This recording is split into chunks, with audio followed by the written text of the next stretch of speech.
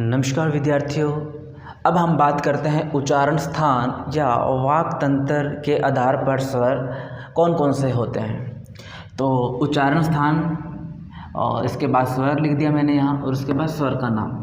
तो अपन देख लेते हैं उच्चारण स्थान कौन कौन से होते हैं। कंठ, तालु, मूर्धा, दंत, ओष्ठ, कंठ तालु और कंठोष्ठ।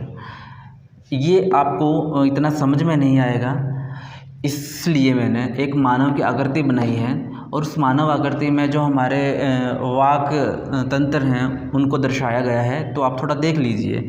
यह हिस्सा हमारे गले के पास का हिस्सा होता है। अंदर आप जब बोलते हैं तब आपको यूँ पता चलता है कि हम कंठ से बोल रहे हैं। तो इसे हम क्या कहेंगे, कंठ कहेंगे।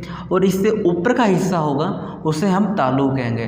तालु आपने कभी अब जब मुंह खोलते हैं तो आपने एक लटकती हुई एक चीज़ देखी होगी आपके मुंह के अंदर। तो जो वहाँ का जो हिस्सा होता है उसे हम तालु बोलते हैं। उसके बाद आता है मूर्धा। मूर्धा क्या चीज़ होती है? तालु से जो आगे का हिस्सा होता है, तालु के जो आगे का हिस्सा और दंत के पीछे का हिस्सा, दंत और तालु के बीच का जो हिस्सा होता है, कठोर हिस्सा, जहाँ हम कई बार जैसे यहाँ री बोलते हैं तो हमारा जो जीभ है वहाँ छू जाती है, तो उस हिस्से को हम क्या बोलते हैं, मूर्धा बोलते हैं। उसके बाद बात करते हैं हम दंत की। दंत सभी को पता ही है, जब हम हंसते हैं तो हमारे दांत दिखाई दे ही जाते हैं। और उसके बाद है ओष्ठ। ओष्ठ भी बाहरी रूप से हम देख सकते हैं। तो अब देख लेते हैं हम वे स्वर जो कंठ से उच्चारित होते हैं उन्हें हम कंठ स्वर कहेंगे, कंठे स्वर कहेंगे। जो स्वर तालु से उच्चारित होते हैं उन्हें हम तालव्य स्वर कहेंगे। जो स्वर मूर्धा से होते हैं उन्हें मूर्धन्य स्वर कहेंगे। दंत से कोई भी स्वर उच्चारित नहीं होता है। उसके बाद ओष्ठ से जो स्वर उच्चारित होंगे उन्हें ओष्ठे कहेंगे। और कंठ तालु से, यानी दो जो स्वर जो वाक् तंत्र है, उच्चारण स्थान है, कंठ और तालु से जो स्वर उच्चारित होते हैं उन्हें हम कंठ तालव्य कहेंगे। और जो कंठोष्ठ, कंठ और ओष्ठ से जो उच्चारित होंगे स्वर उन्हें हम कंठोष्ठ स्वर कहेंगे। तो देख लेते हैं कंठ में कौन कौन से स्वर आते हैं। कंठ में ए, आ, ये इन स्वरों को क्या बोलेंगे, कंठे स्वर बोलेंगे। तालु से कौन से स्वर उच्चारित होते हैं, इ, ई, इन्हें हम तालव्य स्वर बोलेंगे। मूर्धा से कौन से स्वर उच्चारित होते हैं, री। जब हम री का उच्चारण करते हैं तो हमारी जीभ जिस कठोर हिस्से पर छू जाती है उसे हम मूर्धा बोलते हैं, और इससे जो उच्चारित स्वर होगा उस स्वर का नाम क्या होगा, वो मूर्धन्य स्वर होगा। उसके बाद दंत की बात करते हैं। दंत में कोई भी स्वर नहीं है, दंत से कोई भी स्वर उच्चारित नहीं होता है। जो व्यंजन होंगे वो दंत से उच्चारित होंगे और उनको हम क्या बोलेंगे, दंते बोलेंगे। उसके बाद है ओष्ठ। ओष्ठ से जो स्वर उच्चारित होते हैं, जैसे उ, हम जब उच्चारित करते तो हमारे होठ वर्ताकार में हो जाता है। वर्ताकार मैंने आपको बताया था।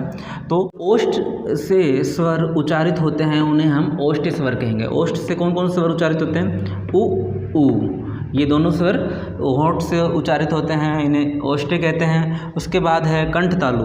कंठ तालु में कौन कौन से स्वर आएंगे, कंठ तालु में ए और ऐ आएगा। ये बने कैसे हैं, कंठ और तालु से मिलकर बने हैं ये दोनों। जैसे ए प्लस ई बराबर ए और ए प्लस ये बराबर ऐ बनेगा, तो उसे हम कंठ तालव्य की श्रेणी में रखेंगे। उसके बाद है कंठोष्ठ स्वर। कंठोष्ठ स्वर कौन कौन से हैं, ओ और औ, ये दोनों क्या हैं, कंठोष्ठ स्वर हैं। और ये दोनों किन से मिलकर बने हैं, कंठ और ओष्ठ से मिलकर बने। जैसे ए प्लस ओ बराबर ओ, ए प्लस ओ बराबर औ, ये इनको हम क्या बोलेंगे, कंठोष्ठ स्वर।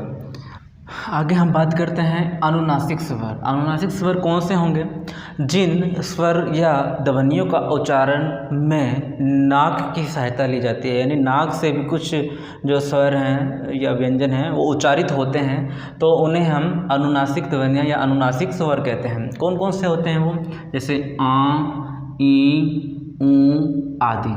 आ से जैसे हम बनाते हैं शब्द आँख बनाते हैं, आँख के ऊपर चंद्र बिंदु होती है, ठीक है। जैसे ऊँट लिखते हैं हम, ऊँट के ऊपर चंद्र बिंदु होती है, तो उन्हें हम क्या बोलते हैं, अनुनासिक स्वर बोलते हैं, जिनके ऊपर ये चंद्र बिंदु हमें दिखाई देती है। उसके बाद है अयोगवाह ध्वनियाँ। अयोगवाह ध्वनियाँ जो हमने स्वरों में की थी, 11 ध्वनियाँ थी। 11 से अलावा जो 2 ध्वनियाँ बची थी, जो 2 स्वर बचे थे, वो है ये वाले अंग और आहा। अंग और आहा, ये अयोगवाह ध्वनि इनको बोलते हैं। ये प्रश्न बहुत बार परीक्षाओं में हमें देखने को मिलता है। उसके बाद अंतिम जाति के आधार पर, जाति के आधार पर स्वर ये भी हम कर लेते हैं। जाति के आधार पर दो प्रकार के स्वर होते हैं, सजातीय या सवर्ण, विजातीय वर्ण या स्वर।